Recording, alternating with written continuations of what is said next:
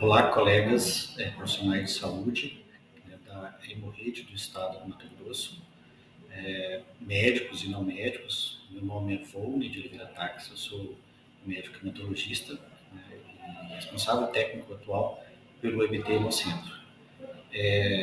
Fui incumbido de falar a respeito da hemovigilância do receptor no nosso curso de capacitação da Hemorrede. É um assunto extremamente importante, lembrando que durante todo o ciclo do sangue é importante a gente entender que tudo é feito para proteger o doador, de reações possíveis decorrentes da doação, mas também do receptor, que é o paciente, aquele que vai receber aquele sangue que foi processado de acordo com os ciclos do sangue. Lembramos que o sangue, a gente sabe, salva vidas, ele é capaz de fazer plena recuperação de muitos pacientes que têm doenças que levam a anemia ou alteração de coagulação, mas também o sangue tem os seus riscos. Os riscos que podem potencialmente agravar o quadro clínico de muitos pacientes, até mesmo levar a óbito decorrentes dessas reações transfusionais. Lembrando que muitos que recebem transfusão também, às vezes, são em procedimentos eletivos, como cirurgias, também podem ter o seu quadro clínico agravado, até mesmo vir a óbito por essas reações transfusionais. Dentro dessas reações transfusionais, nós vamos falar especificamente das reações transfusionais imediatas, que é uma parcela importante das reações, e importante a gente entender quais são elas, como elas ocorrem, por que elas ocorrem, como tratá-las e como preveni-las. Então, nós, profissionais de saúde, na área especialmente de hemoterapia, temos que entender todas essas fases para podermos prevenir complicações futuras para os nossos pacientes. Então, por definição, as reações transfusionais são efeito ou resposta indesejada observada na pessoa, associada temporariamente com a administração do hemocomponente. Pode ser decorrente de um ciclo do sangue, do incidente do ciclo do sangue, ou interação entre o receptor e o sangue ou hemocomponente, ou um produto biologicamente ativo.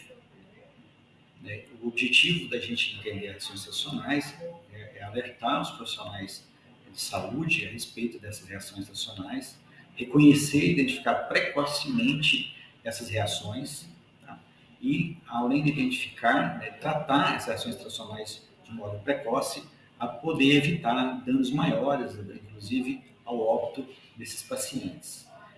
Também tem como objetivo também a investigação e a prevenção de novas reações transfusionais decorrentes desses hemocomponentes. Ela é classificada de acordo com o tempo, com a gravidade, com a correlação da transfusão e com o mecanismo fisiopatológico.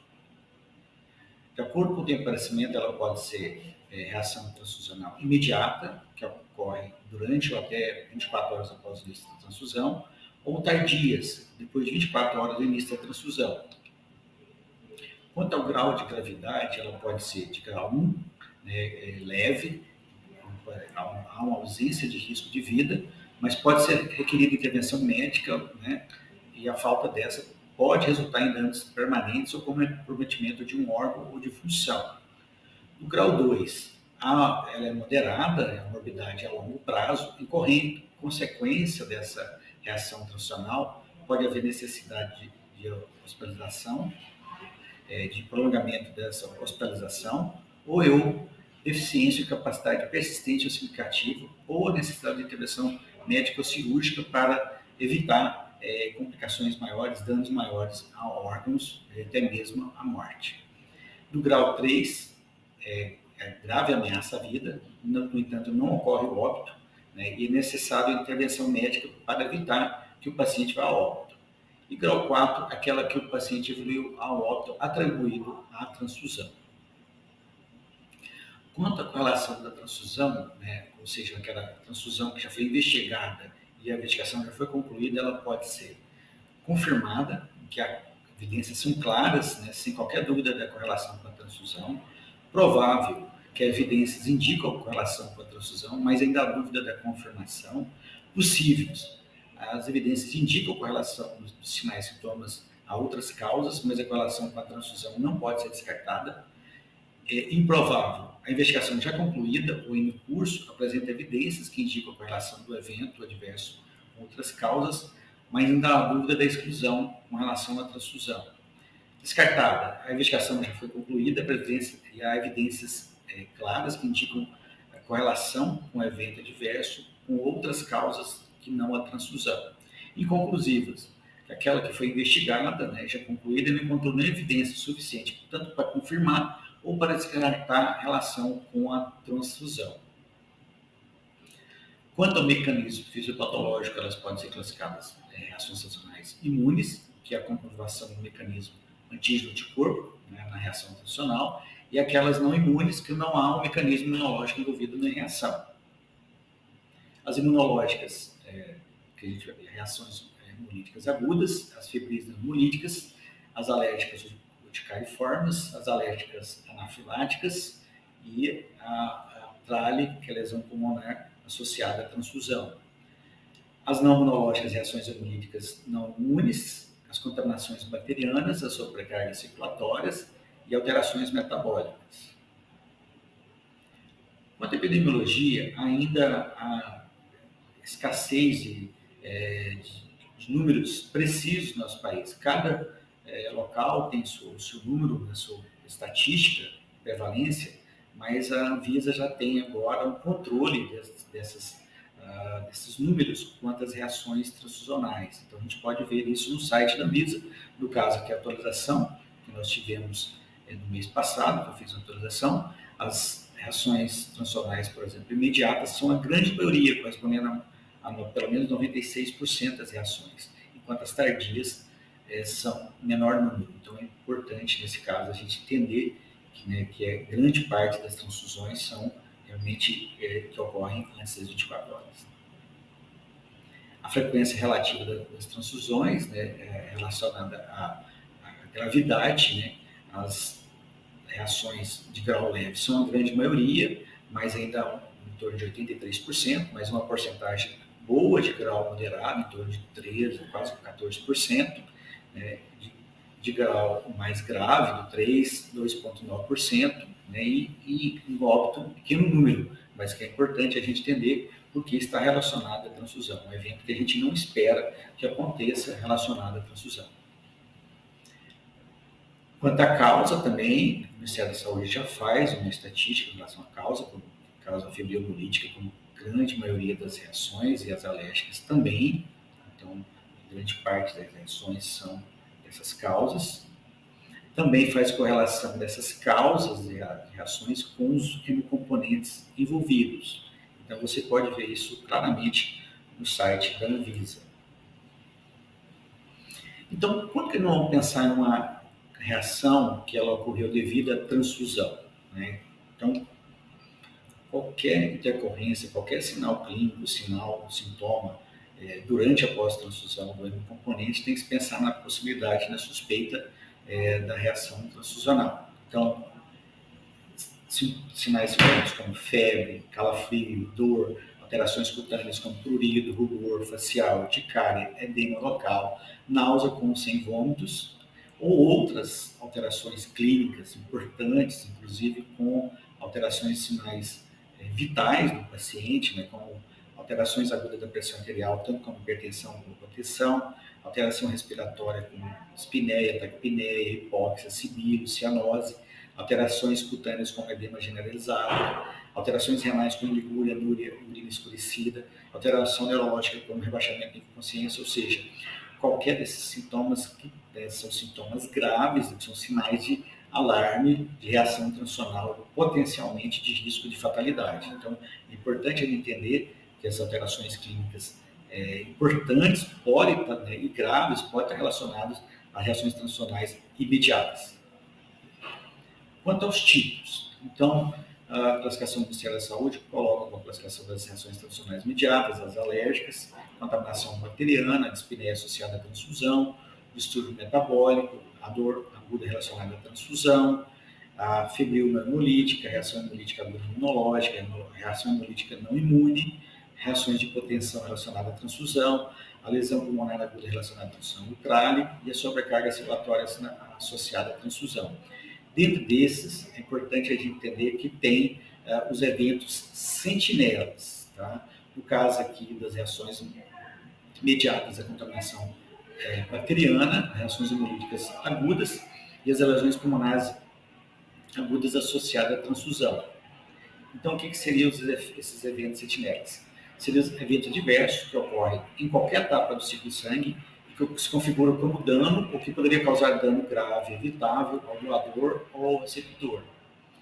É importante a gente entender que esse evento sentinela requer ações corretivas e preventivas apropriadas e em prazos distintos para comunicação e notificação à autoridade sanitária.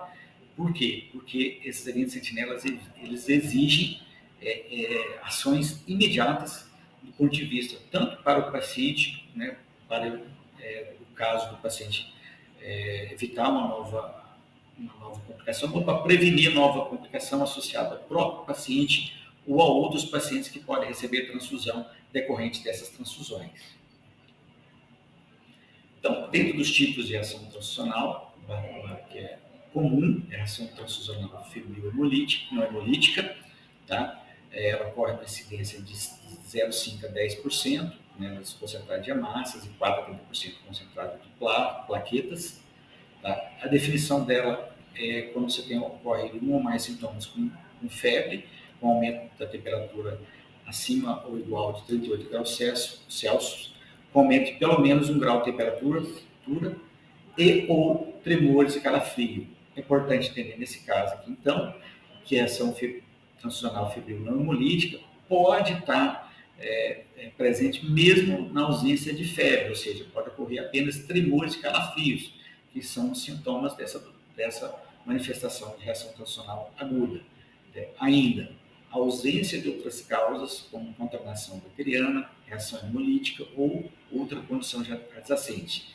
E essa reação ocorre normalmente durante até 4 horas após o término da transfusão, que também pode vir acompanhada de náusea, vômito ou cefaleia. Então, a reação transfusional febril hemolítica é um diagnóstico de exclusão. Então, eu vou excluir todas essas causas possíveis de febre e vou chegar à conclusão que esse paciente teve uma reação febril não hemolítica. Então, é importante a gente entender isso quando a gente for fazer a investigação. A reação febril não hemolítica é causada por anticorpos dirigidos contra leucócitos ou plaquetas que desencadeiam ativação de complemento e liberação de pirógenos. Ela pode exceder até espontaneamente em até 3 horas, mesmo sem tratamento, né? Ou precisar de tratamento com antitérmico, né? E a prevenção dela pode ser feita com o filtro de remoção de leucócitos, ou seja, a leucorredução, após 2 ou mais episódios, exceto quando a primeira reação for mais grave, que a conduta tem que ser mais adequada. E as reações alérgicas? Reações alérgicas ocorrem numa incidência de 1 a 3% das reações transfusionais, né, de 1 para 250 unidades transfundidas. É uma reação de hipersensibilidade que ocorre até 4 horas, né, durante ou até 4 horas após a transfusão. Os critérios delas devem ocorrer pelo menos 2 ou mais seguintes sinais e sintomas: pápulas, pruridos, urticárias, edema labial, de língua, de úvula, periorbital, de conjuntiva, tosse, rouquidão. Né? E a causa delas são anticorpos do tipo IgE, do receptor, contra proteínas plasmáticas do doador. Então, você tem uma reação de antígeno-anticorpo, com liberação de substâncias vasoativas, que vai aumentar a permeabilidade vascular e levar a edema. Né? Então, o mecanismo fisiopatológico das reações urticariformes, que podem, são reações leves até moderadas. E o tratamento, basicamente, é parar a transfusão de imediato, né, manter o acesso venoso desse paciente, lembrando que ele pode evoluir com uma reação mais grave, reação anafilática, né, e medicar esse paciente com antistamínico ou corticoide. Você pode usar um ou outro, ou os dois. As reações alérgicas tipo anafilático, que é a reação alérgica mais grave, tá? Ela decorre da deficiência, né, absoluta do seu mecanismo de imunoglobulinas tipo IgA, né, que pode formar específico anticorpos anti-IgE ou anti-IgA, ou subclasse específico de anticorpos anti-IgA1 e IgA2. Então, o mecanismo imune, né, da reação anafilática, e os sinais e sintomas ocorrem rapidamente após a transfusão, né, podendo ocorrer ansiedade, taquicardia, perda de consciência, tensão postural em choque. Então, é um tipo de reação grave. Então, é importante a identificação e o tratamento precoce dessa manifestação decorrente das transfusões. Então, o tratamento, interromper a transfusão e tratar a hipotensão, com administrando fluidos e medicamentos. Então, entre os medicamentos, reações mais importantes, né, podemos usar a epinefrina, né, a adrenalina, tá? Ela é uma droga extremamente eficaz em reações anafiláticas, tá? É uma droga de primeira escolha. Os antistamínicos, como a difenidramina, e os corticoides, como a metilprednisolona. As reações anafiláticas, né, podem ser prevenidas, né, fazendo a pré-medicação antes das transfusões, com antistamínico ou corticoide, né, pode usar difenidramina ou mesmo hidrocortisona. E também pode-se fazer a utilização também de concentrado de hemácias lavadas. E as reações hemolíticas imunológicas? Então, essa aqui, na verdade, é o terror da hemoterapia, né, vamos dizer assim, a situação que a gente considera extremamente grave, né, porque é decorrente do processo da transfusão, né, mais temida, que leva ao óbito do paciente, né, ela ocorre na incidência de 1 para 3.800 até 70.000 transfusão, sendo a morte relacionada a ela de cada uma transfusão de cada 1 milhão de unidades de hemácias, de transfusões. Né? A causa mais comum é a troca de bolsas a ser transfundido ou a troca de amostra pré-transfusional. Então, você tem uma hemólise intravascular, né, das hemácias compatíveis, né, do antígeno do receptor, quanto o anticorpo do receptor, quanto o antígeno do doador. E essas reações são graves, mesmo a quantidade pequena de sangue, ou seja, 5 ml de sangue seria o suficiente para levar a reação hemolítica imunológica bastante grave e com prognóstico bastante reservado, de mau prognóstico. Então, é uma tipo de reação que os hemoterapeutas não querem lidar, ninguém que trabalha com hemoterapia quer lidar com ela. Essa situação bastante grave decorrente de um erro das etapas durante a transfusão.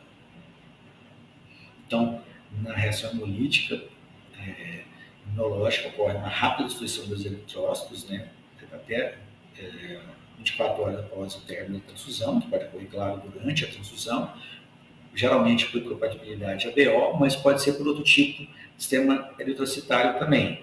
Né? E as características clínicas e laboratoriais vão mostrar claramente a evidência de que ocorreu hemólise severa. Tá? Então, qualquer os sinais que pode acontecer como ansiedade, agitação, sensação de morte iminente, temor, calafrio, rubor facial, febre, dor no local da punção, dor abdominal, lombar, inflamação, subestágio, sangramento local, sintomas, né, assim, mais graves, né, como hipotensão arterial, né, é um sinal de gravidade, a oligúria, a anúria, a insuficiência renal, a coagulação intravascular disseminada, o choque, ou seja, sinais importantes de gravidade associado a esse tipo de reação funcional, que pode levar o paciente ao óbito.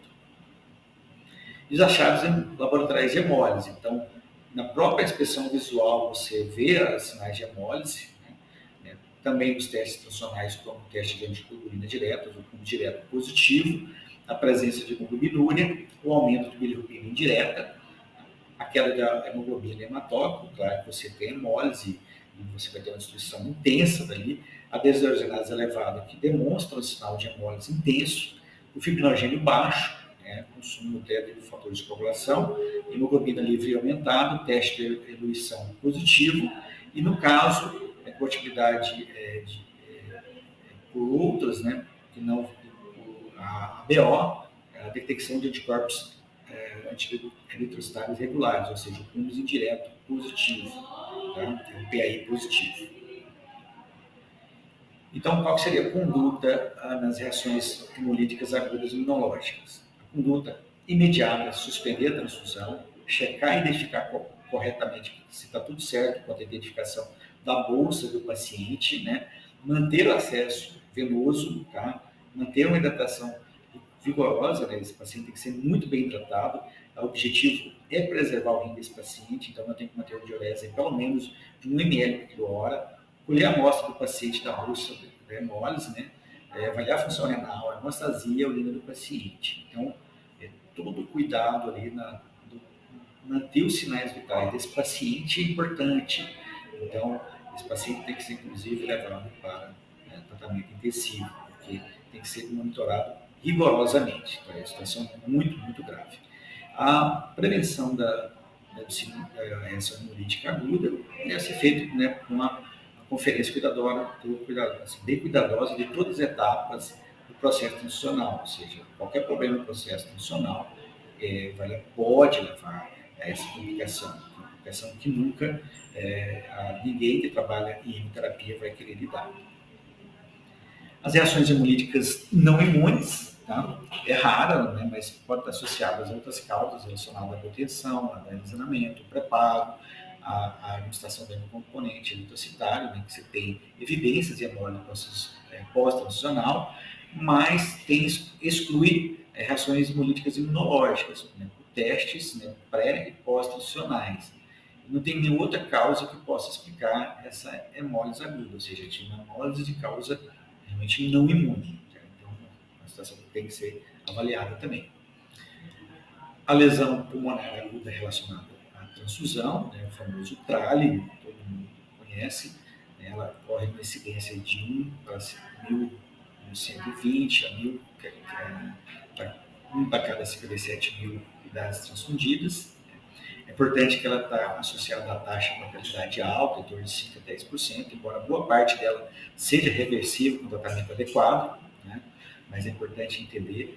E a causa está relacionada basicamente ao componente que contém plasma. Então, é um mecanismo imunológico do anticorpo anti-HLA do doador quanto o antígeno do receptor. Então, nesse caso, os doadores com maior frequência estão associados a TRALI são aqueles que já receberam transfusão ou mesmo as mulheres, as multíparas. Então, no diagnóstico, né, da definição de TRALI, você tem um desconforto respiratório agudo durante ou até 6 horas após a transfusão, sem evidência anterior de lesão pulmonar, ou seja, não existia doença pulmonar prévia para esse paciente, sinais de hipóxia, tá? Seja por gasometria, com a FiO2 menor que 300 milímetros de Hg, uma saturação de oxigênio menor que 90% em ar ambiente, né? Ou outra evidência clínica de hipóxia, ainda presença de infiltrado bilateral para raio-x de tórax e também nenhuma evidência de sobrecarga circulatória, ou seja, tem que excluir que esse paciente não teve realmente, sofreu uma lesão pulmonar decorrente da sobrecarga volêmica que pode ter cometido esse pulmão.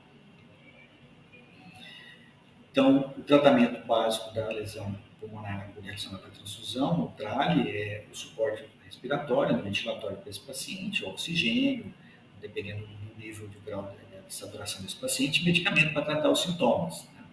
A prevenção básica é, como a transfusão está intimamente relacionada ao tipo de doador, então é importante excluir doadores envolvidos em casos de TRALI, não utilizar plasma de doadores multíparas, não utilizar plasma de doadores que já foram transfundidos previamente. Então é importante fazer essa prevenção para evitar novo episódio de TRALI envolvido com esses doadores. E as sobrecargas circulatórias associadas à transfusão, né, que é a Transfusion Associated Circulatory Overload. Então, TAP, o famoso TAP, uma incidência não é alta, é baixa, mas é a principal causa de morte relacionada à transfusão nos Estados Unidos e a terceira causa no Brasil. Né? Então, o quadro clínico básico é um paciente que sofre insuficiência respiratória aguda ou piora dessa insuficiência respiratória, né? E tem evidência pulmonar durante após 12 horas após transfusão e pelo menos 3 ou mais dos seguintes critérios. Então, comprometimento respiratório agudo ou agravamento, evidência de edema pulmonar agudo ou agravamento com base em exame físico ou imagem radiológica e outra avaliação invasiva, como por exemplo o ecocardiograma, evidências de alterações do sistema cardiovascular não explicadas por condições clínicas subjacentes do paciente, né? Evidência de sobrecarga de fluidos, né? Ou seja, um balanço de líquidos positivo ou uma resposta à terapia diurética, ou seja, aquele paciente que responde ao uso diurético, né? Biomarcador, hoje está sendo bastante falado, bastante discutido a importância do do peptídeo natriurético tipo B, né? Por exemplo, o BNP e o NT-proBNP, que ele aumenta pelo menos 1,5 vezes o valor pré-transfusional, em evidência. Importante também entender que o nível normal do BNP pós-transfusão não é consistente com o diagnóstico de trágico. Então, muitos dos pacientes hoje que a gente vê na prática, né, que são relacionados tentam relacionar a reação, por exemplo, ao trágico, estão relacionados à sobrecarga volumétrica. Então, especialmente pacientes cardiopatas, pacientes idosos ou pacientes renais crônicos. Então, esses pacientes têm que tomar muito cuidado quanto a receber volume de transfusão.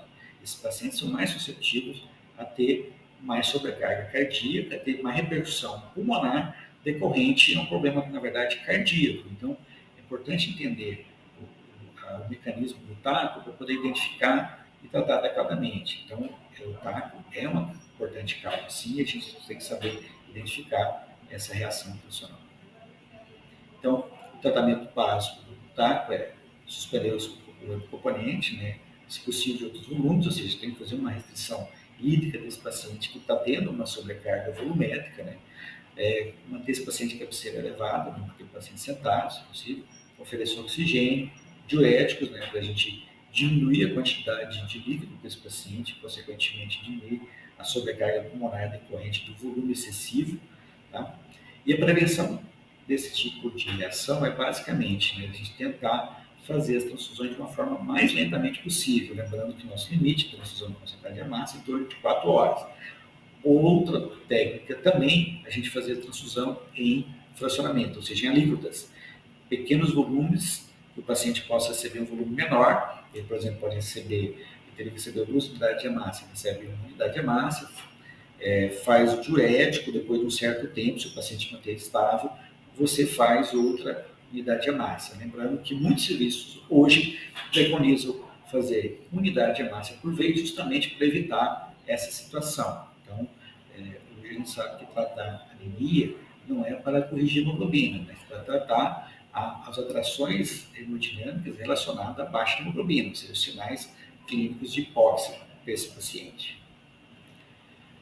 A dispneia associada à transfusão, né, que é um diagnóstico que o paciente tem um desconforto agudo dentro das primeiras 24 horas de transfusão, que não preenche os critérios nem para trálise, nem para sobrecarga circulatória, nem para reação alérgica. Né? Então, o paciente tem apenas os sintomas respiratórios. Né? Então, não pode explicar por nenhum outro quadro de base, né, ou por outra causa, e a evolução costuma ser favorável, a melhor até espontânea para esse paciente. A contaminação bacteriana também reações transfusionais importantes a serem identificadas, porque pode levar o paciente ao óbito. Então, ocorre até 2% das transfusões, sendo as principais causas de mortalidade e morbidade associada às transfusões. Então, você tem ali a presença de micro-organismos no hemocomponente, também no receptor, né, mesmo que sem sintomatologia, o aumento da temperatura, pelo menos 2 graus Celsius, né, um paciente que tem uma febre de 38 graus, né, com aumento de pelo menos 2 graus de temperatura em relação ao pré-transfusional, durante ou até 24 horas após a transfusão, sem evidência de infecção prévia, ou seja, esse paciente não tinha uma evidência de infecção prévia, o paciente não tinha, por exemplo, uma sepse que estava sendo tratada, nada, então a causa da febre dele, né, foi a contaminação, né, da bolsa da transfusão. Então, o que pode acontecer clinicamente? Você pode ter tremores, calafrio, hipertensão arterial, taquicardia, dispneia, náuseas, vômitos e o choque. Então, contaminação bacteriana, a tríade dos doadores, né, história é cirurgia, infecções recentes e infecções de pele. Então, o foco da contaminação bacteriana, né, então, importante as etapas do ciclo de sangue lá na doação. Ou seja, para evitar esse tipo de reação, eu tenho que pensar na história clínica desse paciente, se ele sofreu qualquer desses processos, ou tem no momento, e possa evitar essa complicação relacionada à transfusão. O tratamento, basicamente, é interromper a transfusão, né, colher a amostra do receptor e do componente relacionado, né, para a cultura microbiana. Então, vamos fazer a cultura para essa bolsa de sangue para o paciente, né? E o paciente deve receber antibiótico de amplo espectro, né? Então, medidas para prevenir o choque séptico para esse paciente. A reação hipotensiva é aquela que acontece na hipotensão, né, de acordo com o basal do paciente, e deve-se excluir outras causas de hipotensão, né, que também respondem, né, rapidamente à cessação da transfusão e o tratamento de suporte. Então, basicamente, a hipotensão, né, você tem como reação direta à transfusão e ela vai melhorar quando você cessa a transfusão, tá? E recebe tratamento de suporte. Basicamente, a prevenção das reações hipotensivas é evitar a utilização de filtro de beira de leito, né, com história de reação prévia ou uso de IECA. Distúrbio metabólico, como por exemplo a hipocalcemia relacionada ao citrato das transfusões, então qualquer manifestação clínica, né, tipo tremores, né, tetania, tá? Então tem que se pensar na possibilidade de reação relacionada ao citrato, por exemplo. Então você tem uma evidência clínica de distúrbio metabólico na ausência, né, mesmo desse distúrbio previamente à transfusão, né? E você tem a confirmação sempre laboratorial dessa alteração metabólica. Então, você faz a dosagem, lá, por exemplo, do cálcio e ele vai estar baixo. Então, você vai fazer o tratamento de acordo com, né, com a complicação. Dor relacionada à transfusão. Então, por definição, uma dor aguda, de curta duração, né, que ocorre até 30 minutos, principalmente regiões lombares, torácicas e membros superiores, durante a transfusão, até 24 horas após, descartada a reação hemolítica, né, ou outra causa possível. Então, o paciente pode ter hipertensão arterial, irritação, vermelhidão na pele, calafrios, taquicardia, dispneia, né? Então, qualquer sinal relacionado à dor que vai levar, na verdade, à atividade simpática para esse paciente ou sintomas relacionados à dor, né? Note-se que a dor dessa relacionada à transfusão ela é mais intensa que a dor de outras reações, né? Mas a evolução é bem favorável, ela costuma ceder, desaparecer até 30 minutos, com ou sem tratamento. Bom, qual seria a conduta frente a essas reações transfusionais, né? Então, o que a gente precisa entender?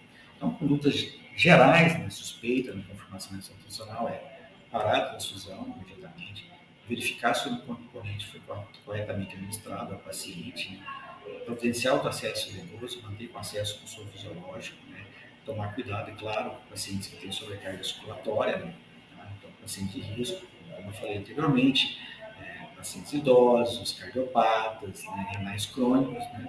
Então, esses pacientes devem ser levados com cuidado quanto à hidratação. Avaliação médica de imediato, né, para diagnóstico diferencial, conduta conduta pertinente, né? Comunicar o serviço da agência transfusional, tem que acalmar o paciente, né? Você tem que falar, olha, está tudo bem, vai estar tudo tranquilo. Realizar a aferição dos sinais vitais, lembrando que as reações podem levar alterações importantes, como hipotensão, taquicardia, queda de saturação. Então é importante essa avaliação dos sinais vitais e registrado no prontuário, sempre registrado no prontuário. Iniciar o suporte clínico de assistência à enfermagem, fazer a medicação prescrita, providenciar também o carro de parada, se caso agravamento do quadro clínico, né? Tá? E em muitos casos, reações graves, como por exemplo, reações hemolíticas, até levar esse paciente para o UTI. O enfermeiro e o médico que atua na assistência, né, deve preencher também a ficha de incidente institucional e enviar a bolsa do componente, né, com o equipe, e a ficha, e também preencher a ficha de incidente institucional para encaminhar para a agência transfusional.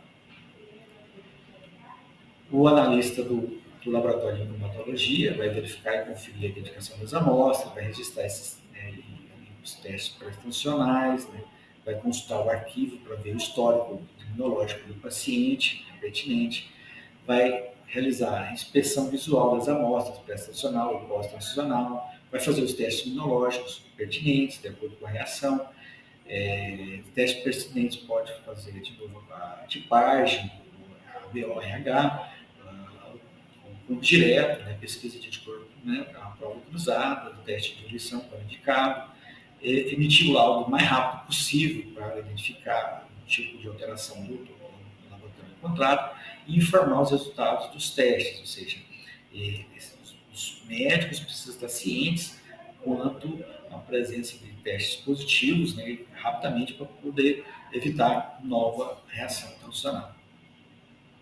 Ao enfermeiro da agência transfusional parar a transfusão, chamar o médico, né, manter o acesso venoso, o soro fisiológico, exceto naqueles casos, como falamos anteriormente, instruir a assistência de enfermagem, providenciar o suporte ventilatório, carro de parada, como indicado, prestar assistência ao transfusionista, né, consultar o registro de definição de sinais vitais, prestar assistência de enfermagem junto com o médico, registrar no prontuário, preencher a ficha de assistência institucional, enviar a bolsa, né, e a ficha de assistência institucional também, e participar das capacidades permanentes de hemoterapia.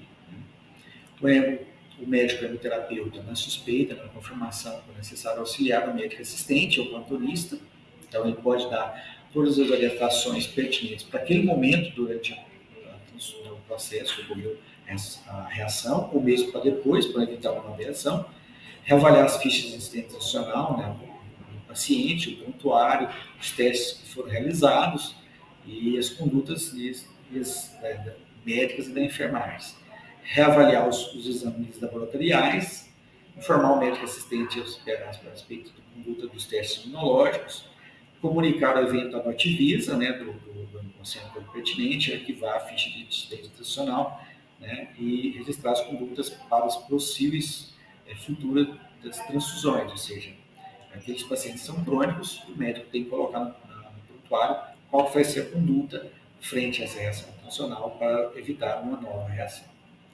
O médico plantonista, que está no momento ali, ele vai proceder parar a transfusão imediata, reavaliar o paciente, né, analisar as condições de diagnóstico de reação transfusional, né, então suporte, prescrever medicações sintomáticas, né, monitorar a evolução clínica laboratorial do paciente, quando necessário encaminhar esse paciente para UTI nos casos de reações mais graves. Registrar sempre no prontuário a ocorrência da reação transfusional, as condutas que foram realizadas, informar o paciente ou os familiares junto com o terapeuta sobre o evento, né, preencher a ficha de assistência transfusional, consultar o médico terapeuta, se necessário, né, monitorar o paciente, registrar o resumo do alta, o evento transfusional e as condutas preventivas quando for indicadas. Então, importante a avaliação do médico assistencial também. O transfusionista da agência transfusional, da agência, então, parar a transfusão, verificar, né, e conferir os dados da bolsa, sinais vitais, com regularidade, né, coletar as amostras, no caso de febre, por exemplo, a cultura, né, tomar os cuidados com as boas práticas do ato transfusional, então tudo é importante. Né? Então, cada passo, né, da reação transfusional é importante a participação de todos os envolvidos. Então, todos os envolvidos são importantes tanto em atuar naquela reação transfusional, quanto a gente fazer a investigação, né, e também a prevenção de uma nova futura possível reação transfusional. Então, todos são importantes, né, que fazem a atuação diretamente ao paciente, como a enfermagem, né, técnicos de enfermagem, enfermeiro, ao próprio laboratório de hematologia, né, ou de microbiologia, o médico assistencial ali, que não é um terapeuta, e mesmo um terapeuta. Então, todos atuam em conjunto com o objetivo de dar assistência para esse receptor imediata e também para a gente estabelecer uma investigação e condutas futuras com o objetivo de evitar novas reações transfusionais. Então, na investigação da reação transfusional, ela vai ser realizada pelo serviço onde ocorreu a reação. Após a definição e classificação, os dados devem ser repassados ao serviço produtor do componente, né? E o serviço produtor faz a notificação do sistema Notivisa. A notificação de reações transfusionais, todo evento adverso em receptores de sangue ou componente deve ser investigado e comunicado oficialmente à Visa, por meio do Notivisa. Então, é obrigatório a notificação dessas reações transfusionais.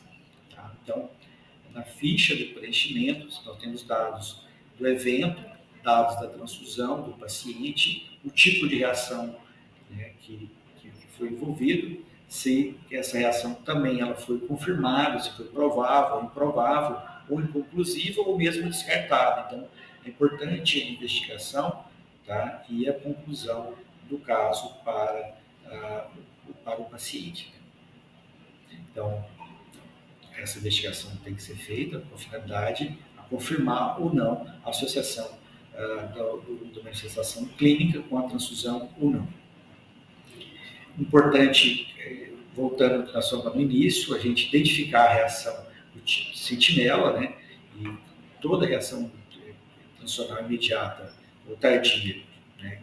Sentinela, deve ser comunicada a reação ao serviço produtor do componente, tá? E o Sistema Nacional de Vigilância Sanitária dentro de 72 horas da ocorrência do evento.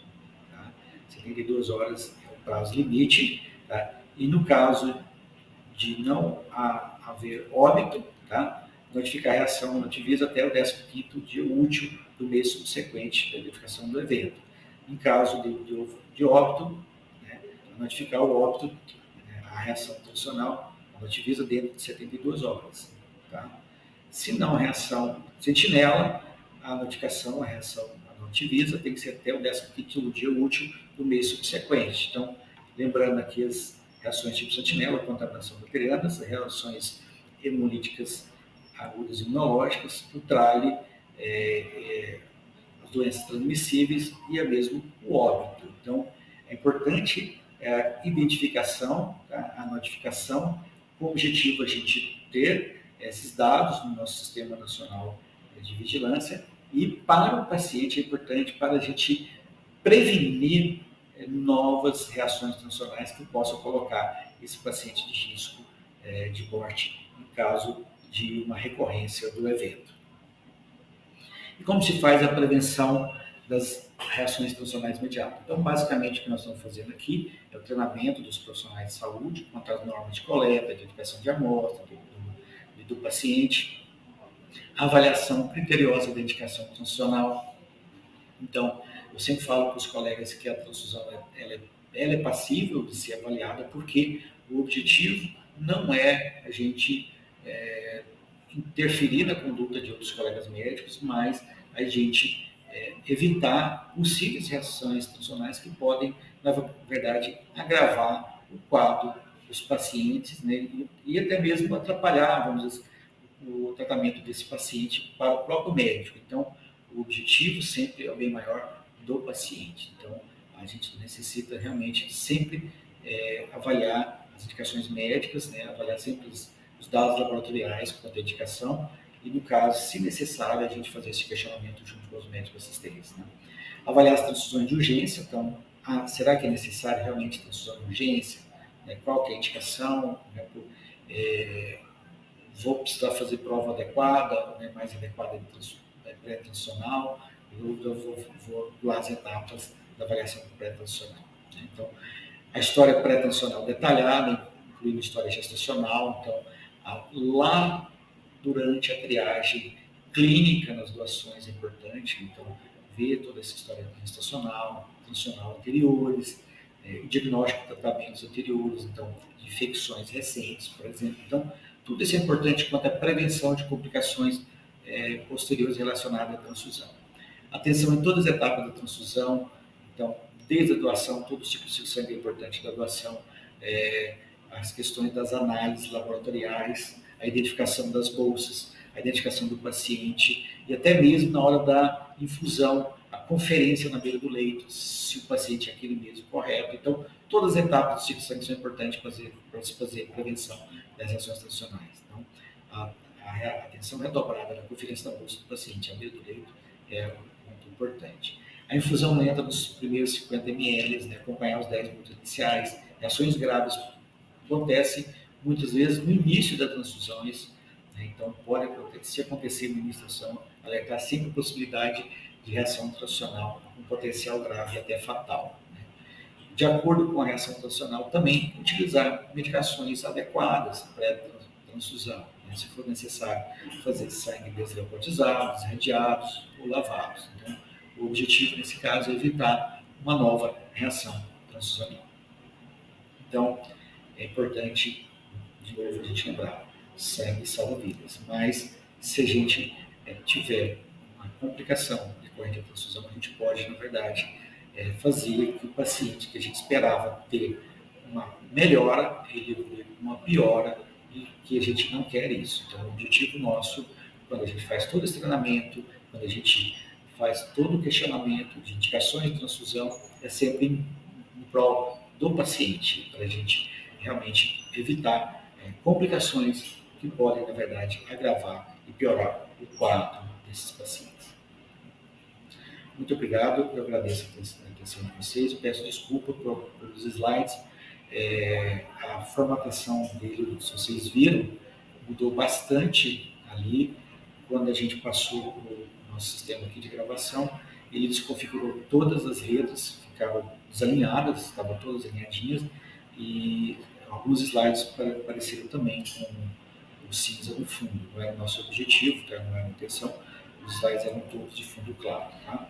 Mas eu acredito que foi bom para todos, eu acredito que possa ser útil e coloco à disposição para todos os colegas, médicos, não médicos, estamos sempre à disposição aqui no centro para a discussão dos casos clínicos, né, das indicações, das reações institucionais que foram pertinentes. Muito obrigado.